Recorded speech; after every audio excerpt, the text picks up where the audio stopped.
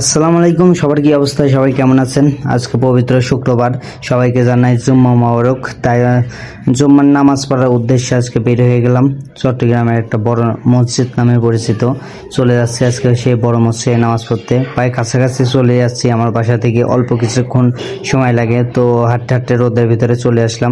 মসজিদের মেন গেটটা অনেক দূরে, ঘুরে যাইতে হয়, তাই জন্য সেই প্যাকগুলি দিয়ে ঢুকে গেলাম। তো আমার ডান পাশে এটা হচ্ছে কবরস্থান। তো মসজিদের কাছাকাছি চলে আসছি, দেখতে পাচ্ছেন এটা মসজিদ, অনেক বড় একটি মসজিদ। আপনার সামনে থেকে দেখানো হবে, এটা হচ্ছে অজুখানা, মানে একটা পুকুর, এখানে অজু করা হয়। আর এটা চট্টগ্রামের বড় মসজিদ নামে পরিচিত, হোসেন আহমদ পাড়া কেন্দ্রীয় জামে মসজিদ নামে পরিচিত। এটা এটা চট্টগ্রামের খালপাড়ে অবস্থিত এবং অনেক বড় একটি মসজিদ।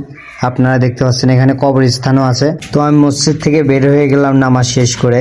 তো বাজার দিয়ে বাসায় যাইতে হবে এখন।